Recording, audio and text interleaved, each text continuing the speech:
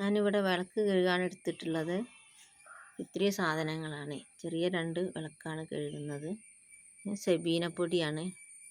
സെബീനപ്പൊടിയും കുറച്ച് പുളി എടുത്തിട്ടുണ്ട്. കുറച്ച് പുളി എടുത്തതിന് ശേഷം ഒരു സോപ്പാണ്, വിം ബാർ സോപ്പ്. ഇത്രയും സാധനം ഉപയോഗിച്ചിട്ടാണ് ഞാൻ ഇവിടെ വിളക്ക് ക്ലീൻ ചെയ്യുന്നത്. കുറച്ച് സബീനപ്പൊടി എടുത്തിട്ട്, സബീനപ്പൊടി തേക്കാൻ ചകിരിയോ അല്ലെങ്കിൽ ഇതുപോലെ കമ്പിയോ ഏതെടുത്താലും മതി. കുറച്ച് നല്ല ഊന്നി തേക്കണം, എന്നാലേ കരിയൊക്കെ പിടിച്ചത് പോവുള്ളൂ. കരി കറ പോലെ പിടിച്ച് കിടക്കും വിളക്കിൽ. അപ്പോൾ ഈ സെബീനപ്പൊടി ഇട്ടിട്ട് ഇതുപോലെ വെറുതെ കൊടുത്താൽ ആ കറയൊക്കെ പോയി കിട്ടും. നല്ല അഴുക്കും ചളിയും മെഴുക്കും ഒക്കെ പോയി കിട്ടും. അപ്പോൾ അത് കുറച്ച് പൊടി എടുത്തിട്ട് നന്നാക്കി ഇതുപോലെ വെറുതെ കൊടുക്കണം.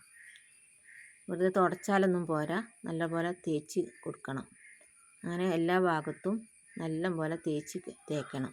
സെബീനപ്പൊടി കൊണ്ട് കമ്പിയോ ചകിരിയോ കൂട്ടിയിട്ട് നല്ലതുപോലെ തേക്കണം. തേക്കുമ്പോൾ നല്ല ക്ലീൻ ആവും.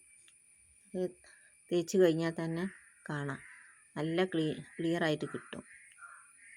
ഇതുപോലെയൊക്കെ ക്ലാവ് പിടിക്കുകയോ കരി പിടിക്കുകയോ മെഴുക്കൊക്കെ പുരണ്ട് കിടക്കുക ചെയ്യുകയാണെങ്കിൽ സെബീനപ്പൊടി ഇട്ട് തേച്ചാൽ പെട്ടെന്ന് വൃത്തിയായി കിട്ടും. ഞാൻ ഈ സെബീനപ്പൊടി കൂട്ടിയിട്ടാണ് തേക്കാറുള്ളത്. അപ്പോൾ അത് തേച്ച് കഴുകിയതിന് ശേഷം പുളി കുറച്ച് വെള്ളം കൂട്ടിയിട്ട് പുളി കൊണ്ട് എല്ലാ ഭാഗത്തും ഈ തേച്ച് കഴുകിയ വിളക്കിൻ്റെ എല്ലാ ഭാഗത്തും കൊണ്ട് തേക്കുക. പുളി കൊണ്ട് നന്നാക്കി തേച്ചിട്ട് കൈ വെച്ചിട്ട് നല്ലോണം ഒന്ന് തേച്ചെടുക്കുക. പുളി വിളക്കിൻ്റെ എല്ലാ ഭാഗത്തും ആകുന്ന രീതിയിൽ തേച്ചെടുക്കുക. എല്ലാ ഭാഗത്തും തേക്കണം. അപ്പോൾ പുളി കൂട്ടി തേക്കുമ്പോഴാണ് വിളക്കിന് തിളക്കം വരിക.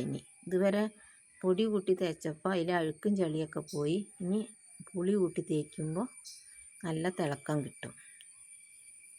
ഇതുപോലെ പുളി എല്ലാ ഭാഗത്തും തേച്ചതിന് ശേഷം വിം ബാർ സോപ്പ് ഉപയോഗിച്ചിട്ടാണ് ഇനി ഈ പുളി തേച്ച് കഴുകി കളയുന്നത്. പുളി നല്ലപോലെ എല്ലാ ഭാഗത്തും തേച്ചതിന് ശേഷം വിളക്കിൻ്റെ എല്ലാ ഭാഗത്തും തേക്കണം. ഈ വീഡിയോ നിങ്ങൾക്ക് ഇഷ്ടപ്പെടുകയാണെങ്കിൽ ലൈക്ക് ചെയ്യാനും ഷെയർ ചെയ്യാനും മറക്കാതെ ചെയ്യണേ. ആദ്യമായിട്ടാണ് കാണുന്നതെങ്കിൽ സബ്സ്ക്രൈബ് ചെയ്യാൻ മറക്കാതെ ചെയ്യണേ.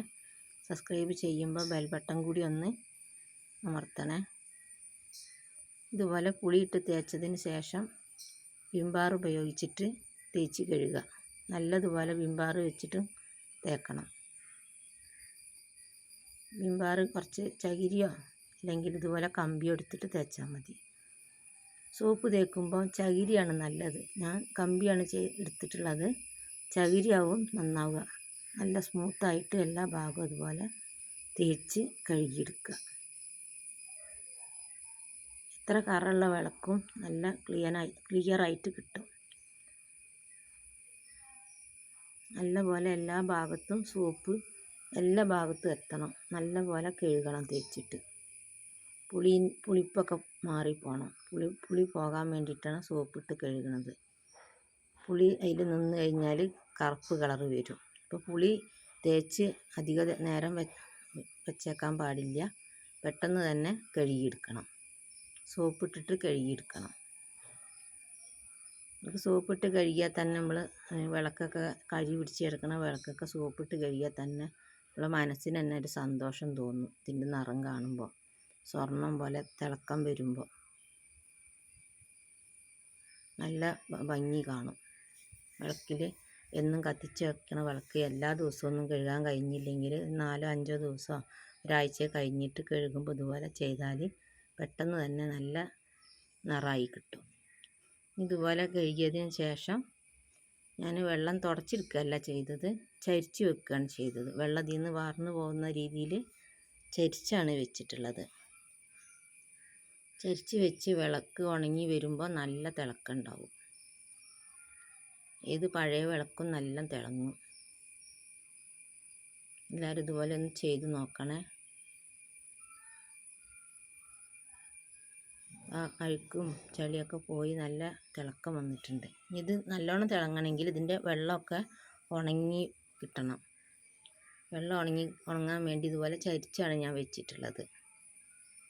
ചരിച്ച് വെച്ച് ഉണങ്ങി കഴിയുമ്പോൾ ഇതുപോലെ നല്ല തിളക്കമുണ്ടാവും വിളക്ക്. കത്തിച്ച് വെക്കുമ്പോൾ നല്ല തിളക്കമുണ്ടാവും വിളക്കിന്. ഇതുപോലെ എല്ലാവരും ഒന്ന് ചെയ്ത് നോക്കണം.